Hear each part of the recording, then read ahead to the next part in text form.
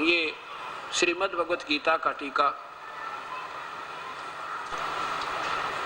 जो कि तो श्रीमद् भगवत गीता, और ये कहाँ से प्रकाशित है? ये श्री हंस जी महाराज, ये हंस जी महाराज और इनके प्रिय पुत्र तथा शिष्य आदरणीय श्री प्रेम रावत उर्फ बालयोगीश्वर और साथ में श्री सतपाल जी, इन सबको ये गीता का अनुवाद इनकी यहाँ से प्रकाशित है, इनको मान्य है, इनकी तरफ से ये अनुवाद है। मानव उत्थान सेवा समिति,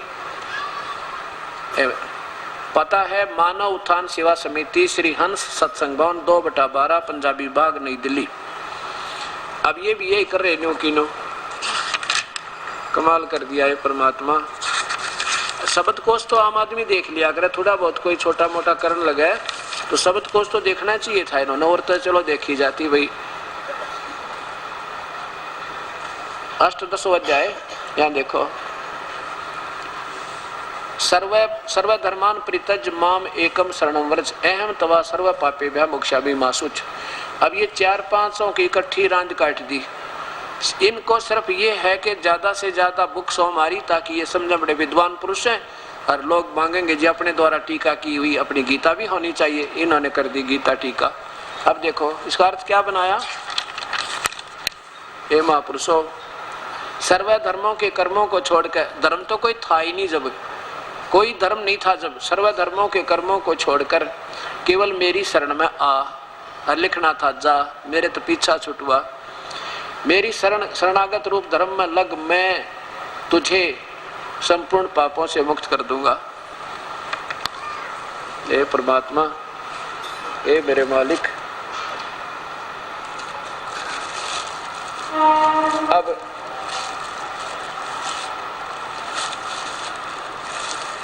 आजकल इन्हीं महापुरुषों का बोलबाला हो रहा है।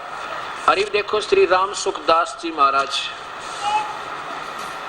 गीता प्रेस गोरखपुर के जो आजकल संचालक भी माने जाते हैं, वह वृद्ध महात्मा जिनके कई लाखों की संख्या में शेष विदेशों तक हैं, इन महापुरुष ने भी टीका ऐसा ही किया है।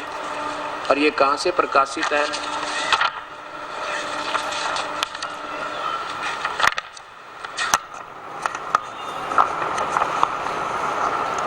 श्रीमद् भगवत गीता सचित्र संजीवनी परिशिष्ट सहित हिंदी टीका, स्वामी राम सुखदास जी और गीता प्रेस गोरखपुर से, मुद्रक गीता प्रेस गोरखपुर से।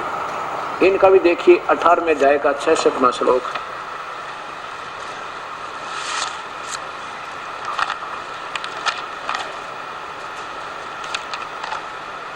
ये देखो अध्याय नंबर 18 का और श्लोक नंबर 66, मंत्र नंबर 66 ये आ गया। ये देखो, सर्वधर्मान परित्यज माम एकम शरणम व्रज अहम तवा सर्व पापेभ्यः मोक्षामि मा शुच। संपूर्ण धर्मों का आश्रय छोड़कर केवल एक मेरी, माम माने मेरी, शरण में व्रज माने आ जा, और मैं तुझे सब पापों से मोक्ष कर दूंगा, चिंता मत कर। और देखो कहते हैं ये बता कितनी बिकेगी, ये कितनी सेल होगी इनकी, कमाल कर रखा है। देखियो इस ग्रंथ की उपयोगिता, इससे बढ़कर प्रत्यक्ष प्रमाण क्या होगा? हो सकता है कि थोड़े ही समय में इसके केवल हिंदी भाषा में 33 संस्करण प्रकाशित हुए हैं और विभिन्न अमेरिकी आकारों में, अंग्रेजी, मराठी आदि गुजराती में, कुल भाषाओं में 5 लाख प्रतियां हाथों हाथ पाठकों के पास पहुंच गई। 5 लाख। हे परमात्मा, 5 गुना में 5, 25 लाख तक डुबो दिए इन्होंने, क्योंकि एक के पास 5-4 तो जरूर पढ़े, घर वाले सारे बैठ कर पढ़े इन्हें। अब ये तो बहुत पहले की बात है, उसके बाद भी रहना कितने का आए होंगे और नंबर आए होंगे। अरे भी देखो इन महापुरुषों की, आर्य समाजियों की मेहरबानी। अब देखो ये वैदिक गीता बना दी श्री आत्मानंद सरस्वती, ये वही श्री स्वामी आत्मानंद सरस्वती। और कहाँ से है ये प्रकाशित?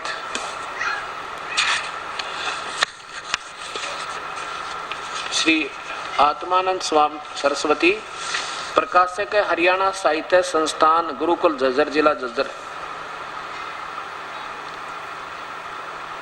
द्वितीय संस्करण 2000, संवत 2058 2001 ईस्वी में। मूल्य इतना, इससे पहले की चल रही है। अब इस इन्होंने क्या बता दिया कि भाई यह गीता है ना पहले वाली, या आधे से ज्यादा खराब है। जो कहते नाचा ना जाए तो आंगन टेढ़ा हो गया। ये क्या मानते हैं कि परमात्मा एक है और वो निराकार है, ज्योत निरंजन है, यही ब्रह्म तक सीमित है सारी। और इन्होंने क्या बता दिया कि देखो पहला अध्याय तो ठीक है और दूसरा भी कुछ ठीक है कुछ गलत है।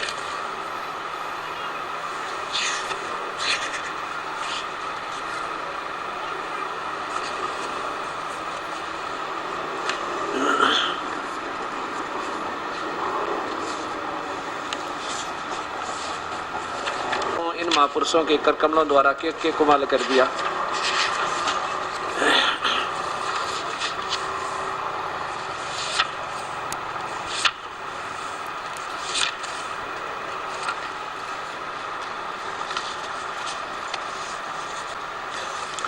केवल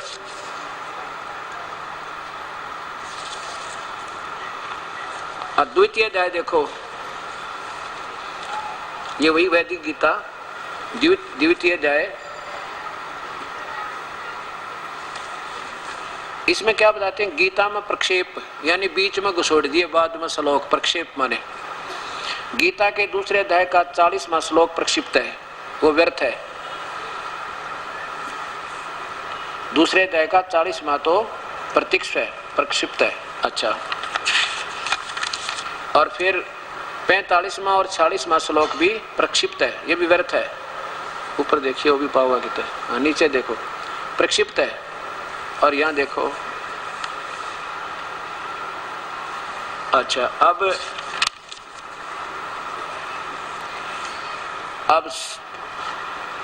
62वें श्लोक से लेकर 65 तक, 62, 63, 64, 65 ये भी प्रक्षिप्त है। इन विषय में चाहे कैसा उत्पन्न हो बुद्धि आदि ना, ये नहीं, ये प्रक्षिप्त नहीं है।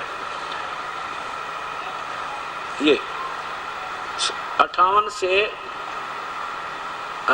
60वां और 61वां, 60वां और 61वां श्लोक प्रक्षिप्त है, यानी ये व्यर्थ है। अच्छा, फिर देखो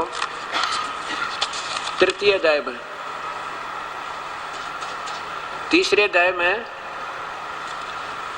अध्याय का 30, 31, 32 प्रक्षिप्त है, ये तो व्यर्थ है। बाकी जो उनका समझ मारी। चौथा देखो, चतुर्थ अध्याय में आरंभ से लेकर 25 श्लोक प्रसिद्ध, चौथे का 1 से लेकर 25 व्यर्थ है, काट दिया। रो इकट्ठा 25 काट दिए। आगे देखो,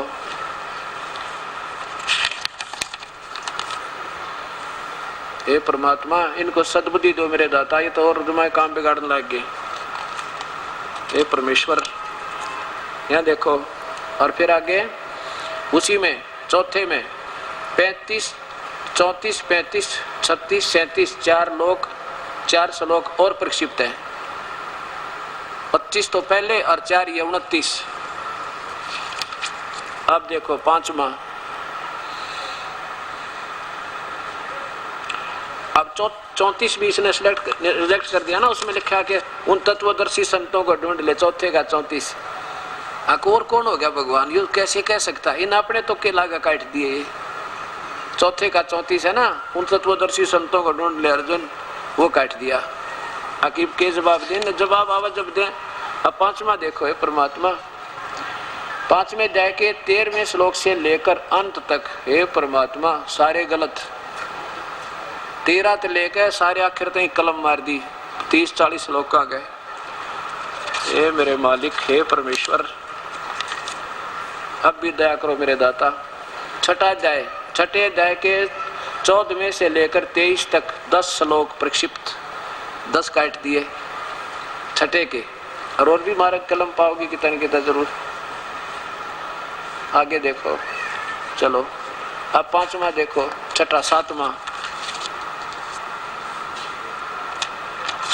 पे सारे व कलम पाओगी। देखिए 7वां अध्याय संपूर्ण, ओए होए 7वां तो पूरा ही काट दिया रहोगे।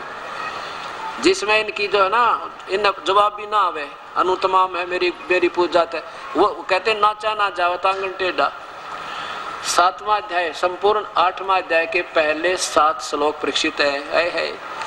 1 से लेकर 7 तक अर्जुन कहता है 8वें अध्याय के वो कौन है, वो परमात्मा। फिर है वो कौन है, वो परमात्मा, जो वो परमात्मा जिसने जाने पास कोई ना रहे। फिर कहता है ना मेरी भक्ति करेगा तो मेरे पास रहेगा, उसकी करा उसके पास जाएगा रहेगा।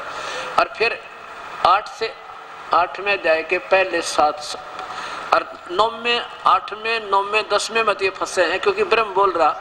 और 9वें में 8वें में कहता है वो परमात्मा की भक्ति करा उसके पास जाओगा। वह भी समझ बनाई ना, उन्हें भी कलम मार दिया, इसके तो हाथ में थिया। और गीता का सत्यानाश करके दे दिया, पवित्र शास्त्र का, इनका शर्म भी ना आती है परमात्मा। और अब देखो 8वें के 8वां अध्याय देखो, 1 से 7 और 12 से 21। 8वें अध्याय के 12वें से लेकर 21 तक। 1 से 7 तक पहले रिजेक्ट कर दिया पहले वाले में, 8वें के 1 से 7 रिजेक्ट। 8वां अध्याय के 12वें से लेकर 21वें तक तथा 10 श्लोक प्रक्षिप्त है। ये देखो 8वें के 1 से 7 तो यहाँ कर दिया काम, 7वें वाले के गिर ले। 7वां संपूर्ण अध्याय कति काट दिया। 8वें के अध्याय के पहले 7 श्लोक प्रक्षिप्त, ये तो कर दिया कंडम।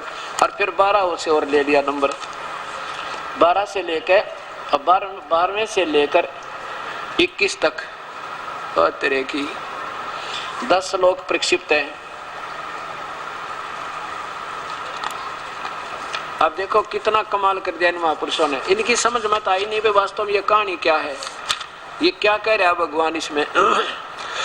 9वां 10वां 11 और 12 अध्याय, 9वें अध्याय के प्रथम श्लोक को छोड़कर 9वां 10वां, ओए होए 9वें अध्याय का 1 श्लोक तो ठीक है, बाकी पूरा 9वां और 10वां और 11वां 12वां अध्याय प्रक्षिप्त है। हे बंदी छोड़े, हे परमात्मा, 9वें का 1 श्लोक तो ठीक है, बाकी 10वां 11वां 12वां 13वां ये 12 तक जो है अध्याय बिल्कुल सारे कैंसल्ड। देख के बता राष्ट्रपति बनकर बैठ गया कलम लेकर परमात्मा। अब तीसरा 13वें अध्याय के प्रथम से लेकर 6 श्लोक प्रक्षिप्त है। अच्छा आगे देखो, ये देखो फिर नीचे इसी अध्याय के 10वां श्लोक भी प्रक्षिप्त है। अच्छा आगे देखो, और 14वां अध्याय देखो, 14वें अध्याय में दूसरा तीसरा और चौथा श्लोक प्रक्षिप्त है। दूसरा तीसरा चौथा काट दिया कि मेरी मूल प्रकृति तो मेरी पत्नी है, मैं सबका पिता हूँ, वो काट दिया। अच्छा भाई, इस अध्याय के 29वां श्लोक भी प्रक्षिप्त है 14वें का। और देखियो अगर 15वें गेला क्या करेगा यो, इसमें देखो। और 29वां भी प्रक्षिप्त है 14वें का, 29वां भी प्रक्षिप्त है। अच्छा अब देखो 15वां देखो, पंचदश अध्याय 15वां अध्याय सारा प्रक्षिप्त है। बंदी छोड़ की जाए, इसमें उल्टा लटका हुआ संसार रूपी, क्योंकि इसमें सारी नारी नारी व्याख्या थी, कति एक टू दी पॉइंट तीनों भगवानों की।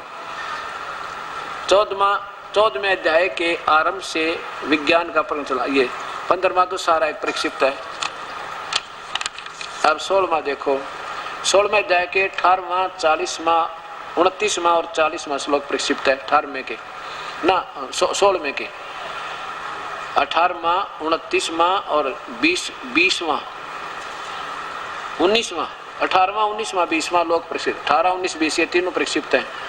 प्रक्षिप्त माने जो जबरदस्ती बाद में ठोके गए, पहले नहीं थे। अब देखो 17वें अध्याय के 5वां और 6वां श्लोक प्रक्षिप्त है 5वां और 6वां। चलो इसमें तक कम ही किया काम इन्हें। जो 5वां 6 8वें के 18वां अध्याय में 5 से 50 से 58 तक 9 श्लोक प्रक्षिप्त है। 50 से 58 तक 9 श्लोक प्रक्षिप्त है। और 64 में से लेकर 71 तक 8 श्लोकों का कट कर दिया काम। 64 से लेकर 64 भी व्यर्थ, 64 से लेकर 71 तक प्रक्षिप्त है, जिसमें होता ना एकम शरणम व्रज, उस परमात्मा की शरण में जा। अच्छा 64 से लेकर और उसका कुछ और गोलमाल कर दिया 62 में का। अब यहाँ देखो प्रक्षिप्त है, ये और नीचे भी है, ये देखना। हाँ 64 से लेकर 71 तक ये प्रक्षिप्त है। और फिर क्या बना दी वैदिक गीता, कहीं की ईंट कहीं का रोड़ा जोड़ के गीता में प्रक्षिप्त। 17वें अध्याय में 5वां 6वां और श्लोक अतीत हो लिया, ये 18वां आ गया। अब इन्होंने अपनी तरफ से बना दी, ये है कहते असली गीता। गीता का विशेष विवेचन, भाष्य के विशेष चिन्ह, गीता भाष्य सार संगीत रहित, संगति रहित सहित। अब इन्होंने क्या किया इस महापुरुष ने, देखिए परमात्मा, ए मेरे मालिक, अब इन्होंने क्या किया, अपनी सेटिंग करने के लिए जब फिर एक गीता आ गई, इसमें 150-100 श्लोक ले लिए। अध्याय नंबर 1 ठीक हो गया, 2 के ये ठीक हो गए, 3 का 8वें मिला दिया, 8वें का 7वें मिला के कहते हैं गीता बन गई। इन्होंने तो वो कर दिया, एक राजा ने कोई मकान बनाना था, मंत्री की ड्यूटी ला दी, भाई मंत्री बढ़िया मकान बना, तो एक मिस्त्री जिस जो मकान बना रहा था राज, उसने कहा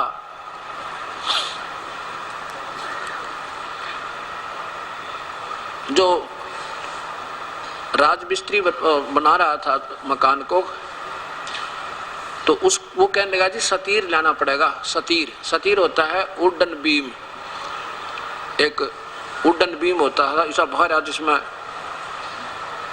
लंबे लंबे बीम दिया करते थे पहले, सतीर बोला उनको। तो वो कहने लगा कि जी चलो काट लाते हैं इनका, लकड़ी वगैरह, बैटन्स, कड़ी, चलवाई। राजा का काम था, मंत्री ने बढ़िया बढ़िया से बढ़िया सतीर यानी वो वुडन बीम और बैटन, वो कड़ी वड़ी दिलाई। अब ले आए वो सतीर। मंत्री ने सोचा भाई राजा का काम है, कोई कतरुटी ना रह जाए, किसी एक आधे राजडौर दिखा लूं इसको, तो अपना चेक कर ले भाई कोई कमी ना पा जा, बाद में एक की समझनवा को दूसरा बता दे तो हाथ बदलवा दूंगा। अब उन्होंने किसी के माध्यम से अपने नौकर भेज के एक मिस्त्री और बुलाया, राज मिस्त्री बुलाया, तो उससे कहा, उस मंत्री ने उस पहले वाले राज के बाद अलग से, कि उसको पता ना लग जाए कि नाराज हो जाए, और चेक करा लेता हूँ। तो वो दूसरा जो आया ना नेक्स्ट, उसने देखा इधर उधर, भाई ये देखना सतीर ठीक है कि नहीं, कोई कमी बेसी हो तो मैं बता दे, इसने बदलवा ले। मैं बोला जी इसमें तो बहुत घनी कमी है, बहुत ज्यादा त्रुटियां हैं इसके अंदर। तो मंत्री बोला भाई ठीक कर दे, जो मांगेगा ना दिहाड़ी वाय दे दूंगा तेरे थे। अब वो गया, बस अपने ठाला सारे औजार वो रंदे रुंदे लान के बसोले कसोले और मंड गया मुकरड़ा हो गए, अपनी महिमा बनाने की खातिर चारों तरफ से एक एक इंच उतार दिया, एक एक इंच उतार दिया और चमक गया बढ़िया। नो देखा उसकी धार बिल्कुल एंगल बना के, ने बोला जी अब सही हो गया। अब मंत्री ने सोचा भाई देख कितनी त्रुटि पाई, राजा देख ले तो भाई तेरी तो जोरा सहमत आ जाती, न्यू कहो ऐसा ही मंत्री है, तुझे ये चीज लेनी बिना आती वस्तु। उसने मंत्री ने सोची एक आध दिन और चेक करा लूं भाई क्या फर्क पड़े, तो और देख ले कोई समझदार सा, फिर और बढ़िया सा बुला लिया, राज भाई देखना ये सतीर लाई है, राजा के महल में चढ़ेगा, ठीक तो है। उसने भी ऐसे ऐसे देखा, ने बोला जी इसमें तो बहुत त्रुटि है। मंत्री बोला भाई ठीक कर दे तो मेरा वीरा कि तो मरवाओगे मुझे। अब गया जी वो लेकर अपने हथियार सारे, उसने भी 2-2 इंच तार दिया चारों तरफ से। अब मंत्री ने सोचा एक और दिखा लो, दैव ने वो पांच ही दिखा दिया, और 5 ने एक इंच तार दिया, वुडन बैटन छोड़ दी बना के, एक कड़ी बना के छोड़ दिया। अब जो मकान बना रहा था वो कहने लगे, अपने वो नौकर लग रहे थे भाई वो सतीर ला उठा के लाई, छत देने का समय आ गया है और 5-6 जने जाइयो भाई, एक पे ना उठे। अब वो गए मंत्री जी से बोले जी वो सतीर कहाँ है, ये रखा ले जाओ। उसने एक जना उठाए आवे। तो चिनाई जो कंस्ट्रक्शन कर रहा था मैसन, वो कहने लगा भाई अरे बेकूफो, मैंने मंगा सतीर लाओ तुम कड़ी। वो कहने लगे नहीं जी सतीर बता मंत्री जी ने, यही तो सतीर है, वो यही तो वो उड़न बीम है। वो कहने लगा नहीं धोखा लग गया मंत्री जी का, उनको कौन नहीं जो वो भार नहीं था बड़ा सा बड़े वाला, वो लाओ। वो दोबारा गए, मंत्री बोला रहे वही है ले जाओ, उसको क्या मालूम। मंत्री सोचे थे बेवकूफ था पहले वाला थे, बाकी सही थे चार। वो फिर आया उतर के, अब देखूं तो भाई कहाँ है, कहाँ से लाए तुम उठा के, कहा जाए यहाँ से ले गए हैं। वो देखा उसका वो निरा कबाड़ पड़ा, वो बुरादा उतारा हुआ, वो तो बैठ गया वहीं, भैया के कहानी बनी। मंत्री जी आए, भाई के बात मैसन क्या दिक्कत है, क्या यो ठीक नहीं क्या भीम? कहने लगे भीम के तो कड़ी है, या तो कड़ी बन गई, भीम कहाँ रहा ये। और जोन सा भी आवे मंत्री खुश होकर उसने 10 रुपए दे दे रहा, भला हो तेरा भाई, तुमने मेरी जान बचा दी। वो दूसरे ने जाकर बताओ भी राजा आज मंत्री के लिए मैं न्यू कराया। अब वो पैसे के लालच में मूर्खे लोग ने कहते हैं नाचा ना जावत आंगन टेढ़ा। कुछ तो स्वार नीत, कुछ इनमें यथार्थ ज्ञान की त्रुटि रही, जिसके कारण इन शास्त्रों का अनर्थ कर डाला इन लोगों ने। इसी पवित्र शास्त्र गीता जी को, और इसमें जो मीन मेख निकाला है, कबीर साहब कहते हैं वेद कतेब झूठे नहीं भाई, और झूठे हैं जो समझे नहीं। निरंजन धन तेरा दरबार, निरंजन बार जहाँ पर तनिक न न्याय विचार, जहाँ पर निरंजन धन तेरा दरबार, निरंजन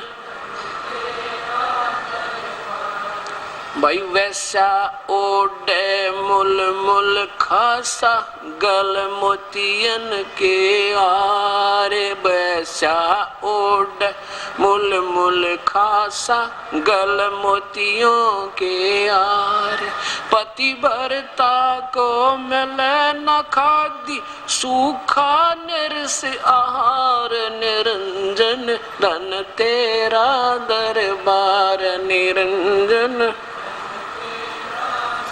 बार जहाँ पर तनिक न न्याय विचार, जहाँ पर भाई नादानों की पूजा जग में संत को कहें लबाड़। नादानों की पूजा जग में संत को कहें लबाड़। अज्ञानी को परम विवेकी, ज्ञानी को मूड गवार। निरंजन धन तेरा दरबार, निरंजन बार जहाँ पर तनिक न न्याय विचार, जहाँ पर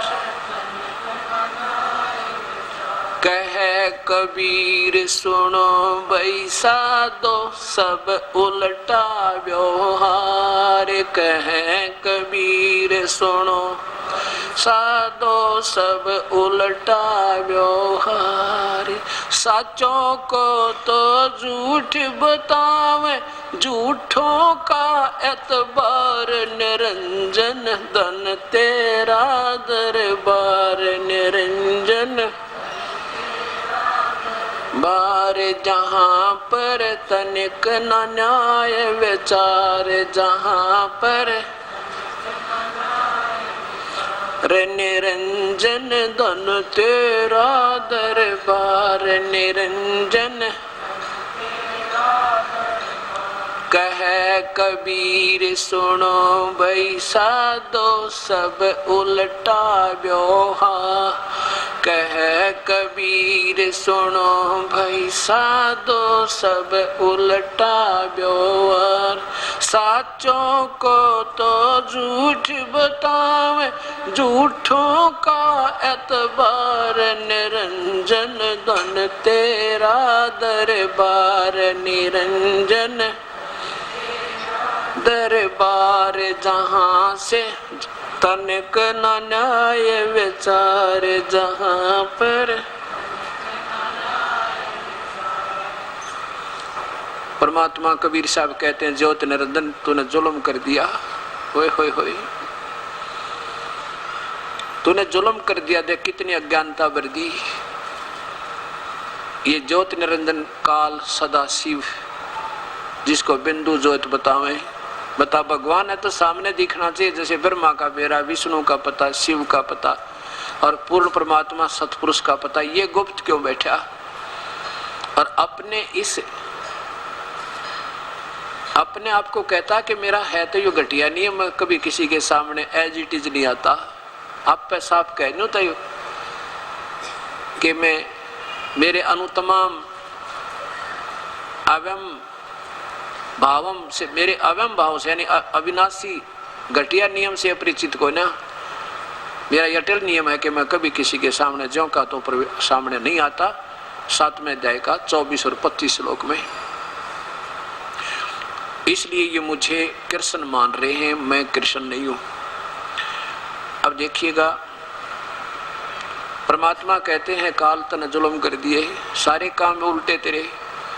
जो देखो ये कारण क्या है कि जो लूट खसोट करे, 2 नंबर का काम करे, उसके तो घने अच्छी मौज दिखाई दे। ऐसा क्यों?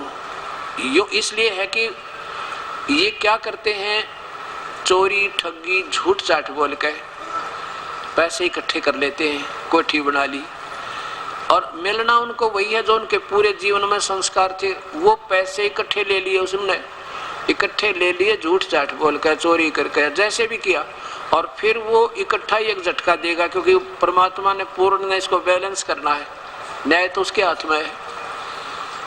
तो वो पैसे जो जोड़े थे वो तो नुकसान, वो तो गया, और 10-20 हजार फालतू लगे, क्योंकि वो कहते हैं ना, water liquid keeps it's level. इसी प्रकार परमात्मा अपने जो नियम को बराबर रखता है।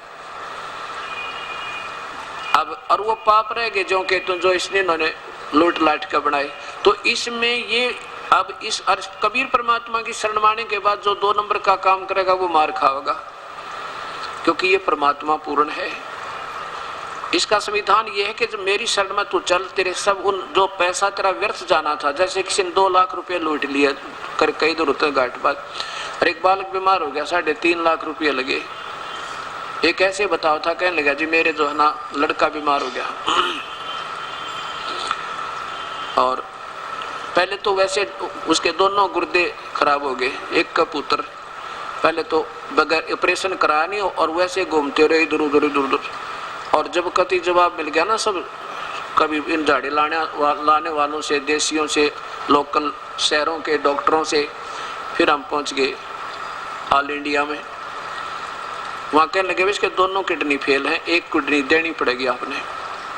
और जब इसकी बात बने इसी ग्रुप की हो, तो कह रहे थे जी हमने किसी ने ऐसे ही कोई अपनी किडनी दे दी, उसको 1 लाख रुपया कुछ हमने उसको दिया, लाखों रुपया ऑपरेशन पर लग गया है। और फिर कहने का भाव ये था जी कम से कम 3.5 लाख रुपए उस लड़के का लग गए, और गुर्दा तक काम करने लग गया।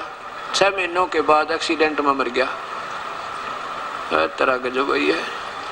अब वो फिर अपनी कहानी बताओ था जी, पाप तो मेरे थे, मेरा अब रोना उन बातों का जो ना करता तो बढ़िया था। किसके लिए किए वो पाप? उस पुत्र की सुरक्षा और उसके भविष्य के लिए ये सुखी रहेगा। वो पुत्र भी ना रहा और पैसे भी गए, और पाप ज्यों के तो रखे। अभी तो उसने भोगने पड़ेंगे, कुत्ता बनेगा, कीड़े पड़ेंगे, और टांग टूटेगी, खाज लगेगी, वो तो भाई आज भी कोई ना उसके। अब देखो सत्संग में जो प्राणी आ जाएगा उसके भाग उदय होंगे। हम एक जगह सत्संग कर रहे थे, एक पुण्यात्मा ने सत्संग सुना और फिर एक पत्र डाल गया दान पात्र में। उसने क्या लिखा कि जी मैं माँ पापी प्राणी हूँ, गुरुदेव आपसे मैंने नाम भी ले लिया आज, और मैं चोर था। मेरी पत्नी 2 बच्चों को छोड़कर और चली गई, उन बच्चों की, मेरे सांस की बीमारी थोड़ी सी दमासा भी है, और उन बच्चों की परवरिश के लिए मैं चोरी करने लग गया। चोरी करते करते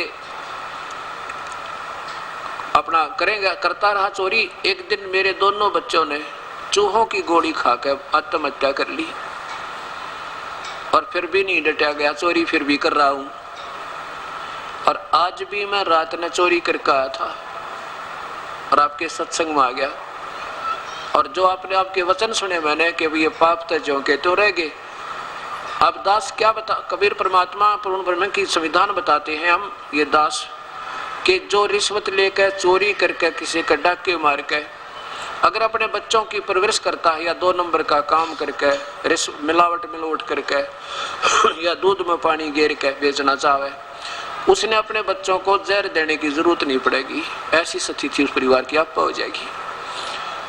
वो कहने लगा जी आपके वचन सुने, मेरा तो कालजा कांप गया।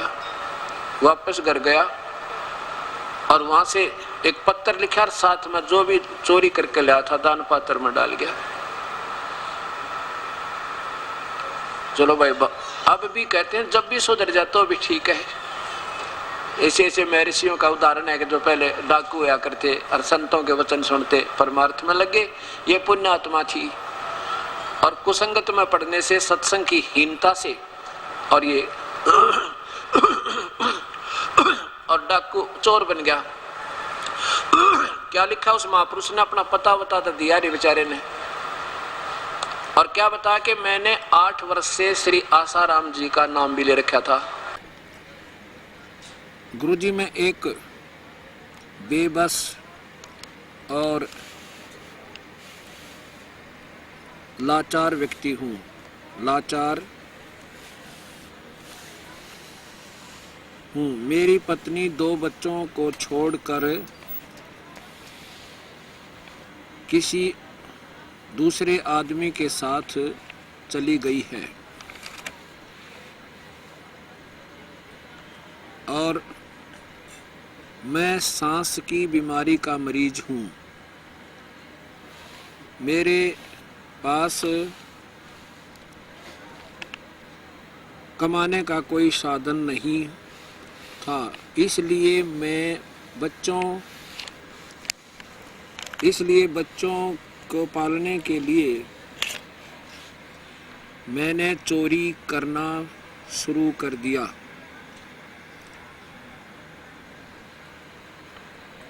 और उस दिन से मैं चोरी करके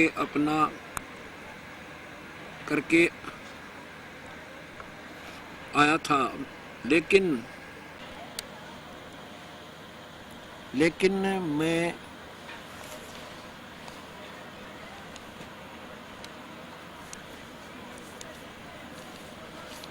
मैंने आपका सत्संग सुना तो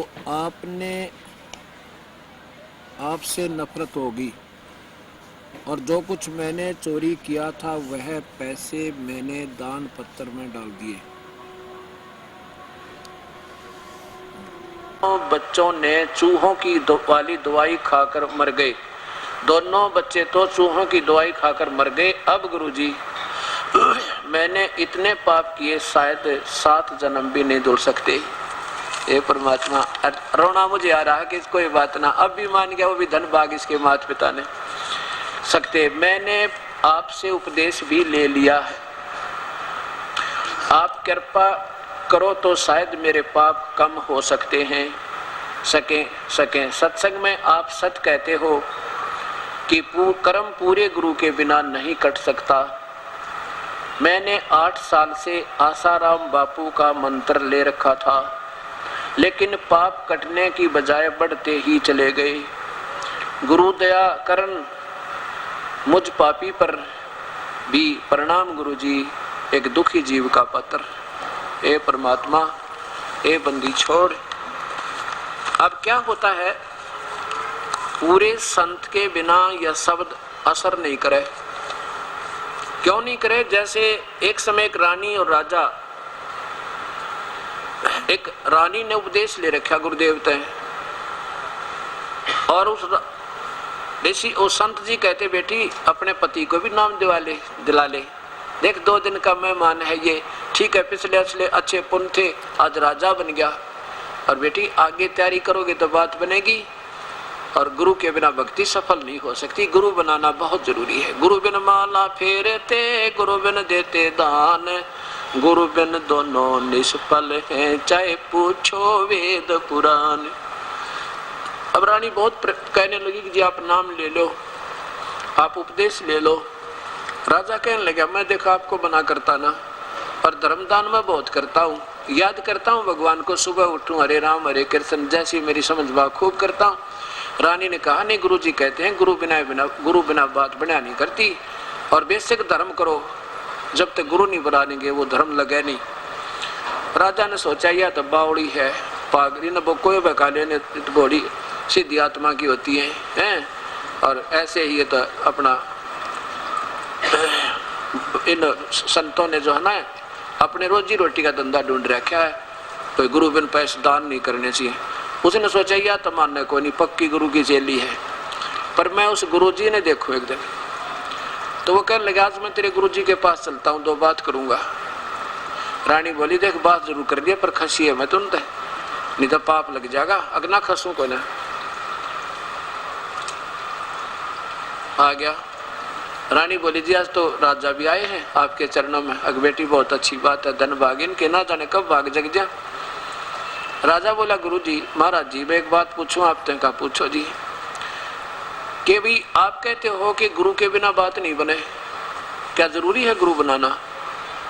हम वैसे भी तो भक्ति कर सकते हैं, या गुरु बनाने से क्या बात होगी? राजा कहने लगा महाराज जी देखो बात ऐसे है कि यहाँ तो इतना समय नहीं, ये लंबा विषय बनेगा। एक मिनट में हाँ और ना जवाब देना उचित नहीं लगे, ना मैं समझा सकता आपको। मैं एक दिन आपके घर पे आऊंगा, और वहाँ मैं आपको अच्छी तरह पूछिए, मैं प्रश्न उत्तर आपका जैसा उत्तर दे सकूंगा दे दूंगा। अभी इतना समय नहीं, यहाँ पर संगत बहुत बैठी है। राजा ने सोचा और बढ़िया घर पाओगा इसका खूब दिमाग चाटूंगा, रानी के सामने चाटूंगा, इसने फेल कर दूंगा, या इसकी भी आस्था हट जाएगी, या रोज खड़ी रहे सत्संग में। तो ऐसा ही हुआ। कुछ दिन निश्चित समय और स्थान दे दिया कि इस दिन इस समय आ रहा हूं मैं। एक सेवक ने जाकर संदेशा दे दिया। रानी बड़ी प्रसन्न हुई, गुरुजी आ रहे हैं, गुरुजी आ रहे हैं। वही बाट देखो सब लाइन पर ला दिए, वो सारे नौकर नाकर गुरुजी आओ तो उनको आदर के साथ अंदर लेके आना। अब वो समय था, राजा बैठा अपने राज सिंहासन पे, और वहां पर अंगरक्षक खड़े राज दरबार में। गुरुजी पहुंच गए, 10-20 सैनिक खड़े, अंगरक्षक खड़े। अब गुरुजी ने जाते ही, संत जी ने जाते ही उन सैनिकों से कहा, अंगरक्षक जो वहां खड़े थे बॉडीगार्ड, कि इसे गिरफ्तार कर लो। राजा की तरफ संकेत किया और उनसे कहता इसे गिरफ्तार करो, अरेस्ट करो इसे राजा को। अब वो टस से मस नहीं हुए, वो जो खड़े थे नौकर। राजा ने सोचा इसका दिमाग खराब हो गया, एक रानी ने नाम के ले लिया, तो नहीं सोचा वैसे हमारे घर का प्रधान बन गया और मुझे अरेस्ट करवा रहा है। राजा ने कहा कि इसे अरेस्ट करो। किसको? उन्हीं अंगरक्षकों को। अब उन जो सैनिकों ने बैठा लिया, बाबा जी दोनों हाथ पकड़ के ऊपर नौकाश लिया 5-6 जिन्हों ने। अरे ये इंतजार करें कि क्या आदेश है राजा का, इसने गढ़े घेर के। इतने में रानी आ गई। रानी आई, गुरुजी आगे, वो बोली ये क्या करवा रखा है? राजा बोला भी मुझे एक बार। रानी बोली ये क्या हो गया, गुरुदेव के साथ ऐसा क्यों बदसलूक किया जा रहा है? राजा बोला इससे तो पूछ ले, यू के था। बोला इसने अरेस्ट कर लो। कहने लगे राजा मैं फिर उत्तर दूंगा आपके प्रश्न का। मैं आपके प्रश्न का उत्तर देने आया हूं आज। तो राजा बोला भाई ये के प्रश्न का उत्तर? तू कह इनको अरेस्ट कर ले। कहने लगा मुझे एक बार छुड़वाते दे इनता, फिर बात करूंगा। वो बोला छोड़ दो, उन्होंने छोड़ दिया। राजा खड़ा हो गया और संत जी खड़े हो गए। कहने लगे मैंने आपके जवाब का उत्तर दे दिया। कौन सा? आपने ये प्रश्न किया था क्या गुरु के बिना भक्ति नहीं बन सकती? कहने लगे ये क्या उत्तर हुआ? तो मुझे अरेस्ट करा रहे थे। कहाँ? अरेस्ट नहीं करा रहा था, आपकी बुद्धि ठीक कर रहा था मैं। जैसे मैंने वही शब्द कहे इन सैनिकों से कि इसे अरेस्ट करो, ये टस से मस नहीं हुए। और वही शब्द आपने कहा कि इसे अरेस्ट करो, कहने की देर थी, आपका वाक्य पूरा नहीं हुआ था, इसने उन्होंने मुझे उठा लिया 1 फुट जमीन तो ऊपर और अरेस्ट कर लिया। अब देखो, आप राजा हो, आपके शब्द में शक्ति है और ये सारी आपकी मशीनरी आपके कहन मात्र से क्रियावान हो जाती है। ऐसे हम उस परमात्मा के, परमपिता के नुमाइंदे हैं और हमारे वचन से वो शब्द निकलते ही वो सब कार्य शुरू हो जाएंगे जो आदेश प्रभु का, क्योंकि हमारे अंदर वो शब्द शक्ति उस परमेश्वर ने दे रखी है। ऐसे नाम जब हमारे से लोगे उसी दिन वो नाम आपका जाप शुरू होगा, नहीं तो कति नहीं हो, और विकार छूटेंगे ना, कति नहीं छूटेगा, कितनी बात बना ले। तो ऐसे जिन संतों के का योग के, जो संत योग युक्त नहीं है उस परमेश्वर का, केवल मीठी बात बना के और अपने अपने तुक्के लगा के भोली आत्माओं को पीछे लगाए हुए, उनमें शब्द शक्ति नहीं है, उनके अंदर वो पावर नहीं है जो परमात्मा ने उनको, जो परमात्मा की तरफ से आने वाले भक्त आत्मा को लाभ होना है। ठीक है, जो संत होते हैं उनका क्षणिक कुछ पिछली कमाई है वो बांट बूट कर फिर फाइनल वो तो डिस्चार्ज हो जाते हैं कुछ दिनों में, उनकी पिछली कमाई थी वो बट जाएगी आशीर्वाद दे दे के, 2-4 के ठीक ठाक भी हो जाएंगे, वैसे स्वाभाविक भी हो जाए। वैसे जैसे हम माता धोकन जाया करते वहाँ भी कभी सूत बैठ जाता, आज काम बन गया, हमने सोचा करते हनुमान जी ने कर दिया, अब पता लगा वो आप क्या कर सकते थे, हनुमान जी आप राम भगत थे। तो ऐसे इस प्रकार यह कहानी बिगड़ती चली जा रही है। और ऐसी ऐसी पुण्यात्मा देखो, एक के दिन का सत्संग सुना, रासाराम जी का 100 बार सुन रखे, 8 साल में तो बहुत सुना होगा, और विकार नहीं छूटे। आप पे कह रहा देख दास, मैं अपनी बड़ाई नहीं करता, मैं तो एक 2 करोड़ का जीव हूँ, आज भी हूँ, और ना अभिमान कति मेरे में। लेकिन जिस जो एक गुरु क्या होता है, तार का काम करे, वायर का, और जो wire connected with main line, जो मेन लाइन से कनेक्टेड है, जो तार जुड़ा हुआ है, उसमें से पावर आवेगी। और जो जुड़ा नहीं है, तार बेशक जो का जो ही है और कहीं पीछे पावर से नहीं कनेक्टेड है, कि तकी करके लटका बांध रहे हैं, न्यों के आजा कनेक्शन दूंगा, तो उनसे तार तो जो का तो ही होगा, संत तो जो के तो दिखाई देंगे, पर वो योग युक्त नहीं उस परमेश्वर से। उस पर योग युक्त होना माने कनेक्शन, कनेक्टेड विद गॉड, परमात्मा से संबंधित हो जाना, उसके से जुड़ जाना, उसको योग युक्त कहते हैं। और उसी में से फिर पावर आवे। हम तो एक तार हैं उस परमेश्वर के, और उस परमात्मा तो जुड़ गया ये तार, उस मालिक की वही शक्ति इस दास के माध्यम से आपके काम और आपका ये उद्धार कर सकती है, ना दास के बस का कुछ नहीं। तो ऐसा ये परमात्मा का मार्ग है। अब क्या चक्कर है कि जैसे अभी आपने देखा कि गीता जी के का विनाश कर दिया, सतीर का कड़ी बना कर रख दिया। अब ये क्या मानते हैं आर्य समाज से संबंधित, विचारों से संबंधित महापुरुष, क्योंकि ये नहीं मानते कि भगवान एक से ब्रह्म से कोई और है। और गीता जी के 15वें अध्याय को इन्होंने पूरा कैंसिल कर दिया, और 15वें अध्याय में 3 परमात्मा न्यारे न्यारे लिखे। एक तो ब्रह्म 1000 भुजा वाला काल, एक पर ब्रह्म, एक पूर्ण ब्रह्म, परम अक्षर पुरुष। अब ये गीता तो इन्हें काट दी, और वेद ना देखे इसने, शुक्र है ना, तो इनके भी काम कराओ। अब वेद देखो, ऋग्वेद महर्षि दानंद जी द्वारा ही भाषा भाषा, और उसमें 3 भगवान न्यारे न्यारे, और स्वयं महर्षि दानंद कहते नहीं भगवान तो एक है, 2 हो ही नहीं सकते।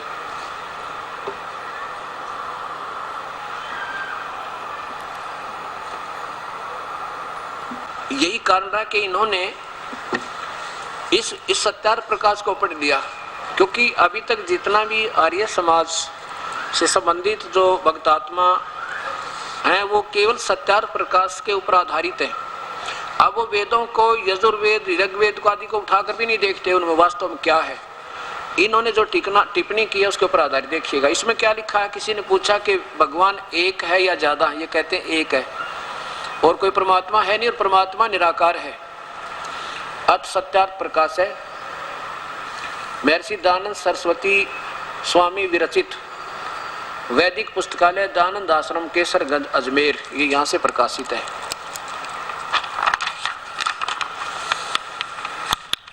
अत सत्यार्थ प्रकाश है, महर्षि दानंद सरस्वती स्वामी विरचित है, वैदिक पुस्तकालय दानंद आश्रम केसरगंज अजमेर। इनमें इनसे पूछा किसी ने कि वेद में परमात्मा एक है या अनेक। इन्होंने कहा नहीं, वेद में कहीं ऐसा नहीं लिखा जो परमात्मा अनेक हो। इसके 7वें समोल्लास में 186 पृष्ठ पे अथ सप्तम समोल्लास, क्या आप मानते हो कि वेद में ये अथ सप्तम समोल्लास आरंभ? प्रश्न करता कहता है कि वेद में ईश्वर अनेक हैं, इस बात को तुम मानते हो या नहीं? उत्तर महर्षि जी का नहीं मानते, क्योंकि चारों वेदों में कहीं नहीं लिखा जिससे अनेक ईश्वर सिद्ध हों, किंतु यह तो लिखा है कि ईश्वर एक है। अब इन्होंने इस आधार को मुख्य रखते हुए और गीता जी को पढ़ा, उसमें तो भगवान 3 अलग दिखा रखे हैं, तो इस करके काट छांट करके एक 50-100 श्लोक रख लिए सारी गीता जी में। तो इनके विचारों से प्रभावित होकर अपनी बुद्धि से काम नहीं लेते अब, क्योंकि इनके अनुयायी हो गए, इनसे ज्यादा ये कहते हैं हम नहीं जान सकते। इन्होंने जो फाइनल सोच दे दी वो बिल्कुल सत्य है, और ऐसा मानना भी पड़ता अनुयायियों में, चाहिए भी नहीं ऐसा, पर लेकिन अब दोबारा देखना पड़ेगा इसको कि ये कहाँ तक सत्य है कि एक है या अनेक है। अब ये क्या बताते हैं कि वेद जो है भगवान ब्रह्म ने बोले, ब्रह्म ने परमेश्वर उक्त है, ब्रह्म और ब्रह्म को ये परमात्मा मानते हैं। अब इन्हीं महापुरुष के द्वारा ऋग्वेद ये दिखाता हूं 3-4 श्लोकों में, आप अपने कमलों से लिखते हैं 3 भगवान कि एक तो ये सहस्रा शीर्षा, ये देखो सहस्रा शीर्षा माने 1000 भुजा वाला, 1000 आंखों वाला, ये काल ब्रह्म।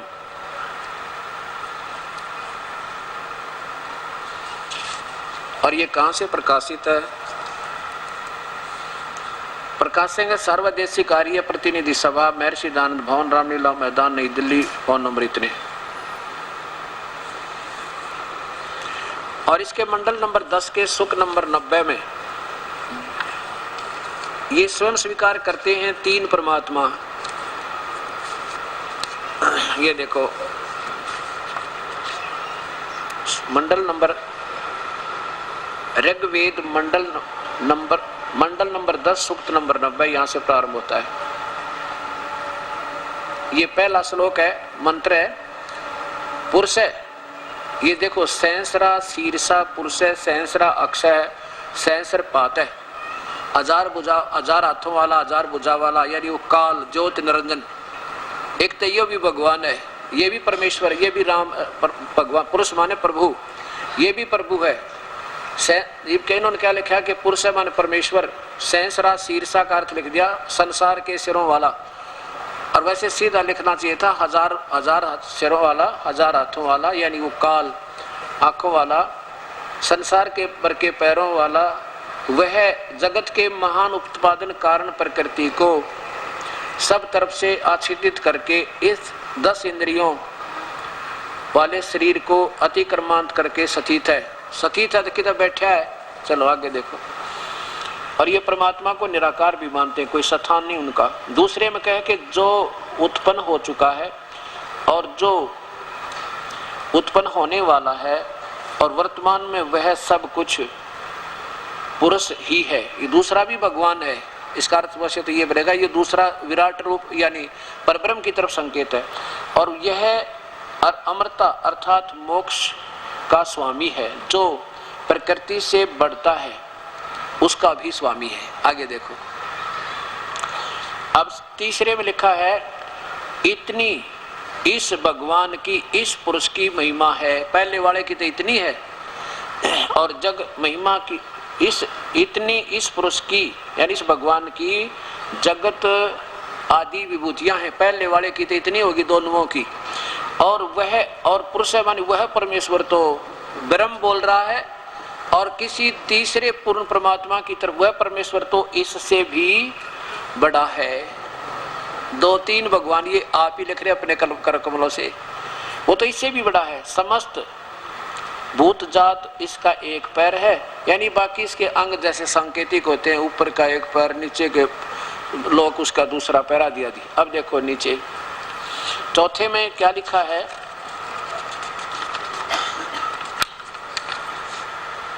अब ये चौथा चल रहा है, 3 पादों वाला अविनाशी यह पुरुष, यह वह परमात्मा ऊपर विराजमान होता है, ऊपर बैठा है वो तो सतलोक में विराजमान होता है, तो मनुष्य आकार में है वो, और वहां बैठा है, वहां विराजमान होता है। और इस एक पाद रूप जगत तो फिर वहां प्रगट, यहां प्रगट होता है। वह प्रभु, वो परमात्मा सर्वत्र व्यापता है। वह खाने और न खाने वाले अर्थात चेतन और अचेतन को अभी व्यक्त करता है। खाने वाले माने काल तो 1 लाख खाता है और यो परब्रह्म खाता नहीं, कहते इनसे भी न्यारा है। आगे देखो, इसमें लिखा है कि उस परमेश्वर अधिष्ठित प्रकृति से, उस परमेश्वर अधिष्ठित प्रकृति से प्रकाश में समष्टि रूप ब्रह्मांड उत्पन्न होता है। उस परमात्मा से सारे विराट का अर्थ वैसे ये ज्योत निरंजन बनता है। यहाँ पर वो काल भी उसी परमात्मा ने उत्पन्न किया है, और वो विराट के भी ऊपर विराट के ऊपर भी अधीक्षक रूप में है। इस ज्योत निरंजन जो सहरसा शीरसा वाला पहला लिखा ना, उसके ऊपर भी अध्यक्ष है, उसका भी स्वामी है। वो पहला भगवान ब्रह्म इसके अंतर्गत आता है। पुरुष है, वो भी भगवान है, रूप में प्रभु है। पुरुष से माने भगवान है, प्रभु है। अब वह परमात्मा उत्पन्न हुए से, प्रभु माने पुरुष माने परमात्मा, और अतिरिक्त होता है। ओए होए, वो उससे न्यारा है एक और भगवान। और विराट के पश्चात भूमि कि इसके अनंतर नाना शरीरों को उत्पन्न करता, काल को पैदा करके और फिर नीचे की सारे ब्रह्मांडों को पैदा कर देता। इसका अर्थ ये बनता, 3 हो गए भगवान। ये अपने कर कमलों से लिख रहे हैं, और यहाँ कह रहे हैं कि परमात्मा, ये कहीं नहीं लिखा वेद में कि भगवान 1 से ज्यादा है। 3 तो ये आप सिद्ध करें अपनी कर कमलता है, और ये इनके न कड़वी लग गए। अब ये क्या कहते हैं कि आप महर्षि दानंद जी की जो है ना, हमारे छवि को धूमिल कर रहे हैं। दास तो कुछ भी नहीं, एक अक्षर नहीं कह सकता। मेरे हम तो इतनी हिम्मत नहीं किसी की छवि को धूमिल कर सकूं, क्योंकि मैं आप अज्ञानी आत्मा। मैं तो ये कह रहा हूं कि ये देखो, अपने मूल शास्त्र वेद तो किसी की कोई पर्सनल प्रॉपर्टी ना, निजी संपत्ति नहीं। इस पे तो सबका अधिकार, इस पे विवेचन करने का। उन्होंने ऐसा किया है, और सत्यार प्रकाश ऐसा बता रहा है, आप देख लो वेद ठीक हैं। वेदों को तो ये स्वयं मानते हैं कि वेद तो सब सत्य विद्या का ग्रंथ है। इसमें तो कोई शंका ही नहीं है कि वेदों को तो स्वयं भी मानते हैं कि इसमें कोई शंका ही नहीं, तो सत्य विद्याओं का स्रोत है। और वेद सत्य हैं तो फिर सत्यार्थ प्रकाश क्या है? ये दास तो सिर्फ ये पूछना चाहता है, अगर मेरी कोई गलती है, मेरी कोई सोच में कमी है, तो मैं अभी अपनी को सुधार लूं। इसका उत्तर दो समाज को। वेद सत्य, सब सत्य विद्याओं का पुस्तक है महर्षि दानंद। और वेद सत्य है तो फिर आप देखो, वेद में 3 भगवान लिखे, फिर वह गीता क्यों काट डाली? ये उनकी दृष्टि में ना चढ़े होंगे ना, वेदों का भी कर देते काम। अब ये समस्या इस दास के सामने। अब समस्या आ रही है कि परमात्मा साकार है व निराकार। ये आपको प्रथम दिन आपके सामने ये पेश किया था, कहा था कि परमात्मा साकार है और उसका नाम कबीर है, वो पूर्ण ब्रह्म है, सारी सृष्टि का रचनहार कुल मालिक है, और वो सतलोक में रहता है। बाकी तो सभी स्वीकार कर रहे हैं कि जो शास्त्र में लिखा बिल्कुल ठीक है। केवल कुछ ऐसे होते हैं जो जानबूझकर इस बात को अस्वीकार करते हैं कि हम नहीं मानते वेद में परमात्मा साकार लिखा है। अब देखो, सामने गाय खड़ी हो और कोई कहे गाय की तो महिमा गावे, पूरी ठूरी लिख रखी, गाय ऐसी होती है, गाय दूध देती है, 4 टांग होती है, 4 थन होते हैं, 2 सींग होते हैं, लंबी दूम होती है। और फिर कोई बतावे तुमको गाय निराकार, गाय के सारे पर्टिकुलर बता रखे, ये ऐसी होती है, उसका शरीर होता है, और फिर नहीं ऐसा नहीं होता, हम तो नहीं, अपनी कर्म से लिख रहे हैं। अब इसको फिर थोड़ा सा दिखाएंगे। केवल महर्षि दयानंद जी के द्वारा सत्यार्थ प्रकाश में लिखा कि परमात्मा निराकार है, साकार नहीं है। और फिर उसके माध्यम से ये 10 मिनट का सत्संग क्योंकि ये हर समाज के सामने जाएगा और ये शास्त्रार्थ हो रहा है। आज पहले तो शास्त्रार्थ क्या होता था कि दो बैठ गए संत जन, एक इधर बैठ गया एक इधर, आप पर डिस्कस करते, और जो धारावाहिक ज्यादा बोल देता वो बॉडी आत्मा ने सिलेक्शन करनी, पास और फेल करने, जिनको कति ज्ञान नहीं। उन दोनों का फैसला आम जनता करे, जिसकी ज्यादा हथेली पीट दी जिसने, जिसकी वचनों पे, वो जीत गया और दूसरा हार गया। ये कोई शास्त्रार्थ हुआ करते। शास्त्रार्थ ही बहुत लग रहे हैं कि वेद ये बता रहे हैं, महर्षि जी ये बता रहे हैं, और वेद और पुराण ये बता रहे हैं, आसाराम जी ये बता रहे हैं, निरंकारी जी ये बता रहे हैं, और राधा स्वामी ये के वंशज ये अनुयायी ये बता रहे हैं, और मूल शास्त्र अपने ये बता रहे हैं। कुरान शरीफ ये बता रही है, पवित्र बाइबल ये बता रही है, तुम्हारी आपकी इन महापुरुषों की सोच उसके निराकार तक सीमित है। ये शास्त्रार्थ हो रहा है उन आपस का, दास का इसमें कोई रोल नहीं है। ये शास्त्रार्थ हो रहा है कि मूल शास्त्र ये बता रहे हैं और ये आपके महापुरुषों की सोच ये बता रही है, तुम स्वयं फैसला करो। ये शास्त्रार्थ है, और इससे बढ़िया शास्त्रार्थ क्या हो सकता है। तो अब ये, और इसमें कोई दास अभी अपनी मानता नहीं समझता, मैं तो 2 करोड़ का जीव हूं, मत ये कहूँ परमात्मा आज भी सब मिलकर एक फैसला कर दें, ये बॉडी आत्मा दुखी ना हो रोजाना। कोई कहता भगवान साकार, कोई निराकार, कोई कहे ये पूजा, कोई कहे वो पूजा। हमारे साथ सारे वेद, सारे शास्त्र, पवित्र धर्मों के सभी पवित्र शास्त्र आज भी गवाह हैं, आंखों देखा वह संत गवाह है कि परमात्मा आकार में है। अब देखिएगा सत्यार्थ प्रकाश, फिर इन्हों से किसी ने पूछा कि परमात्मा साकार है व निराकार, इन्होंने कहा निराकार, और एक जगह नहीं कई जगह लिखा। और फिर स्वयं कहते हैं अग्नि का अर्थ, अग्नि माने जहाँ, वैसे तो भौतिक शब्द तो आम आदमी बता दे, अग्नि माने आग, कोई गर्म वस्तु, और लेकिन उसका आध्यात्मिक अर्थ तो संत ऋषि निकाला करें कि इसका ये भावार्थ बना है, इसलिए अग्नि माने परमेश्वर बनता है। इन्होंने स्वयं ऐसा ठीक लिखा, अग्नि माने परमेश्वर, सही लिखा, बहुत अच्छा। ये देखो सत्यार्थ प्रकाश है, महर्षि दान सरस्वती स्वामी विरचित है, वैदिक पुस्तकालय दानंद आश्रम केसरगंज अजमेर है। यहाँ और देख लो, वहाँ चमक सी लगी थी, नीचे देखो वैदिक पुस्तकालय दानंद आश्रम केसरगंज अजमेर। और ये कहाँ से प्रकाशित है, हाँ ये हो लिया है। तो प्रकाशक है वैदिक पुस्तकालय दानंद आश्रम अजमेर।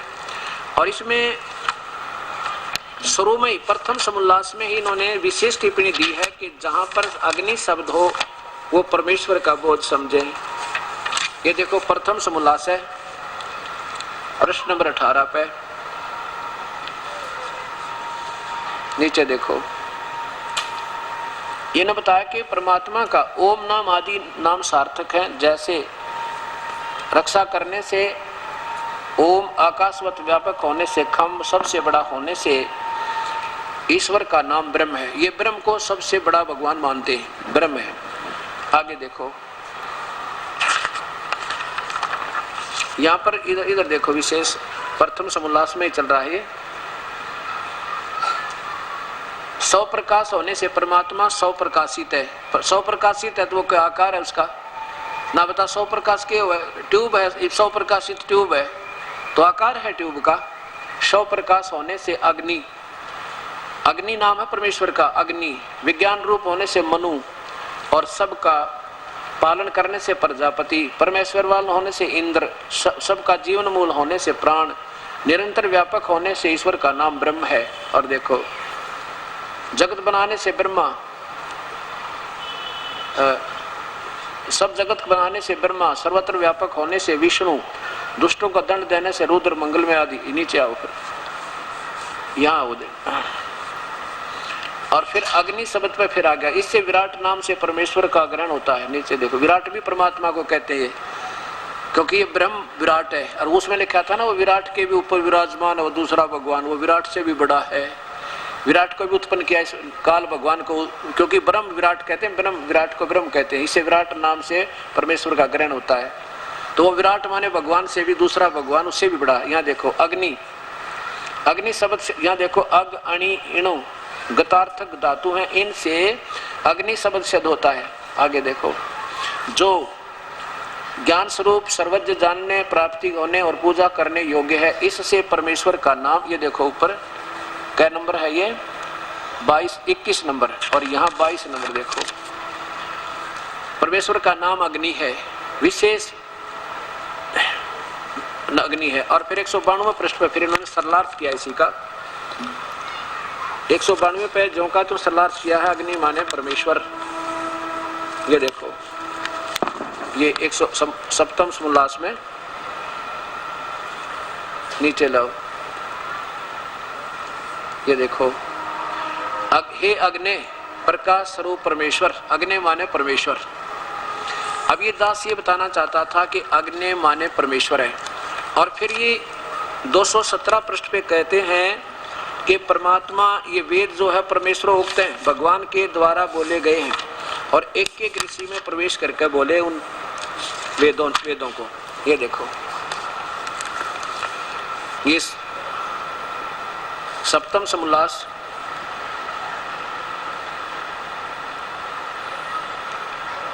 एक एक ऋषि में बोले गए। यहाँ देखो, हाँ पहले यहाँ देखो कि इन्होंने, किसी ने प्रश्न किया कौन किन किन ऋषियों की आत्मा में भगवान ने, यहाँ नीचे देखो 7वां समोल्लास, ये 7वां समोल्लास नीचे देखो कि यहाँ ऊपर देखिए, परमात्मा निराकार मानते हो, परमेश्वर को आप आकार मानते, निराकार मानते हो साकार, उत्तर दिया निराकार। नीचे देखो फिर उन्होंने पूछा निराकार है तो फिर वेद कैसे बोले? वो क्या बताते हैं कि अंतर्यामी रूप से उपदेश किया, किंतु केवल दूसरे को समझाने के लिए उच्चारण किया जाता। जब परमेश्वर निराकार सर्वव्यापक है तो अपनी विद्या का उपदेश जीव सत स्वरूप से, जैसे किसी दूसरे में जैसे कोई जीव बोल रहा हो ना, ऐसा प्रवेश करके, सत माने विराजमान होकर, जीव सत माने जीव की तरह उसके अंदर प्रवेश करके, कि दूसरे में जैसे बोलने वाला ने सोचा यही बोल रहा है जो जिसका मुख बोल रहा है और दूसरा ना बोल रहा हो, जीव सत